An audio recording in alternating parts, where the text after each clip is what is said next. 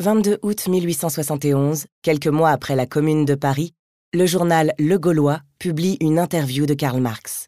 Le penseur du mouvement ouvrier donne son sentiment sur l'insurrection. La Commune, jugée par Karl Marx. Le New York Herald, qui nous arrive à l'instant, contient une correspondance du plus haut intérêt. Le journal américain a envoyé un de ses rédacteurs auprès du célèbre chef de l'Internationale, Karl Marx, et publie un compte-rendu très détaillé de leur conversation. Le journaliste interrogeait l'agitateur sur le rôle joué par l'association dans l'insurrection communale.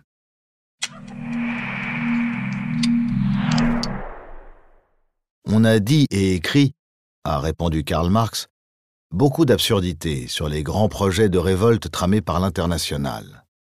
Il n'y a pas là un mot de vrai. La vérité est que l'Internationale et la Commune ont fonctionné ensemble pendant une certaine période parce qu'elles combattaient le même ennemi. Mais il est tout à fait faux de dire que les chefs de l'insurrection agissaient en vertu des ordres reçus du comité central de l'Internationale de Londres. Ici, nous n'avons rien su de l'attaque faite sur Montmartre le 18 mars, jusqu'à ce que toute la ville fût au pouvoir de la garde nationale. Et nous n'avions certes aucun moyen de donner des ordres, quand même nous aurions été disposés à le faire. Nous laissons toujours le peuple agir selon les circonstances, en nous contentant de l'aider de nos conseils. C'est là ce que nous avons fait à Paris, avec cette différence qu'il nous était impossible de donner des conseils tant que l'insurrection n'a pas été un fait accompli. Immédiatement après l'affaire du 22 mars, je conseillais aux insurgés de marcher sur Versailles et de ne pas attendre plus tard que le 25. S'ils avaient fait cela, le succès était certain. Ils ont perdu cette magnifique occasion par l'incapacité de leur chef.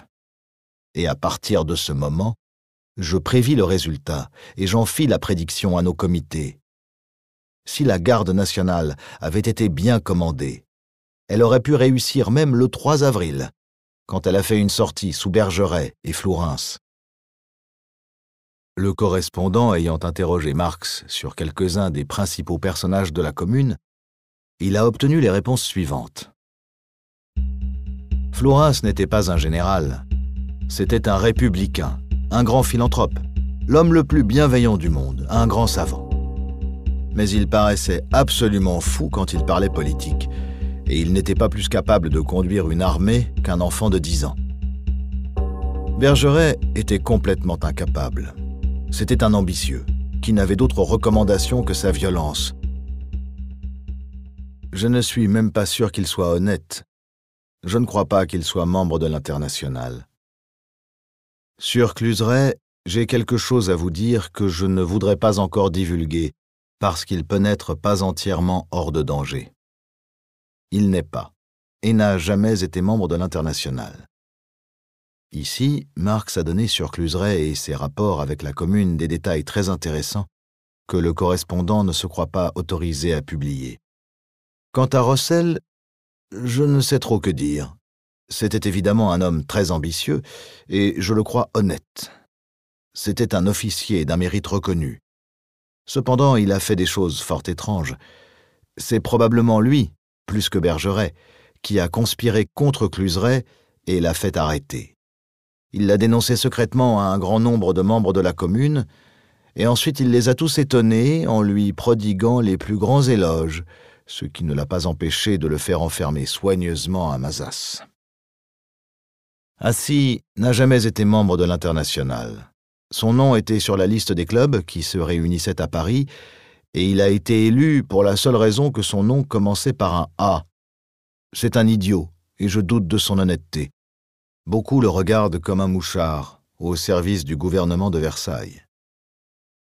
Quant à la Cécilia, je le regarde non seulement comme un âne, mais comme un traître. Félix Pyat est un grand déclamateur, et un plus grand lâche encore. Victor Hugo est sans contredit un grand poète, mais c'est un de ces hommes toujours prêts à épouser une cause qui plaît à leur imagination. On ne peut compter sur lui. Rochefort a du bon, Il a courageusement combattu l'Empire et pendant le règne de la Commune, il a sévèrement critiqué les deux partis, leur a distribué de rudes orions par portions à peu près égales, et je crois que de part et d'autre on était également irrité contre lui. Il faut convenir que ces critiques étaient aussi justes qu'impitoyables. Cependant, ce n'était qu'une espèce de bohème littéraire, sans autre éducation que celle qu'il a ramassée dans les rues, un grand gamin, et rien de plus, quoiqu'il ait déployé dans bien des cas beaucoup de bon sens, ce que personne ne comprend mieux que ses adversaires.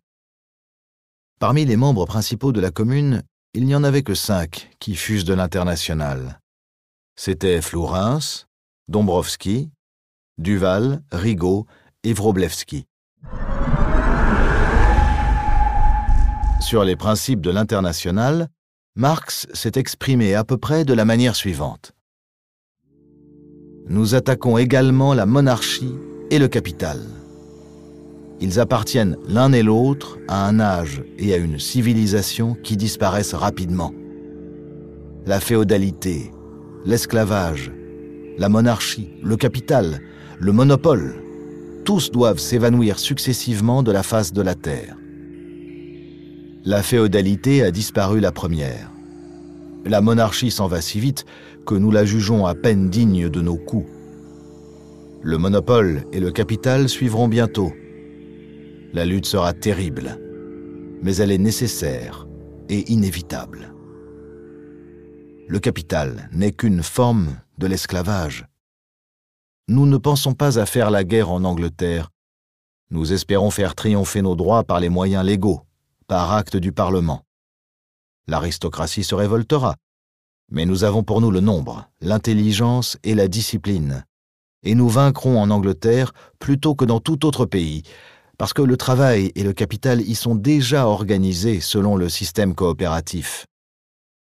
Sous ce rapport, l'Angleterre est supérieure à la France, où la terre et l'industrie sont divisées en petites parcelles, et où le travailleur est isolé et réduit à ses propres forces. Si notre parti arrivait au pouvoir, le premier acte du Parlement serait de déposer la reine et de proclamer la République. Ensuite, nous mettrions toutes les grandes propriétés entre les mains de l'État, qui les exploiterait au profit des producteurs. Quant aux oisifs, il n'y aurait rien pour eux. On ne saurait grouper trop soigneusement les documents de toutes sortes qui nous éclairent sur l'international. Celui que nous publions aujourd'hui a le double mérite de nous édifier sur certains projets et de nous prouver que les loups se mangent entre eux. Georges Cerisier. Rétro News, le site de presse de la BNF.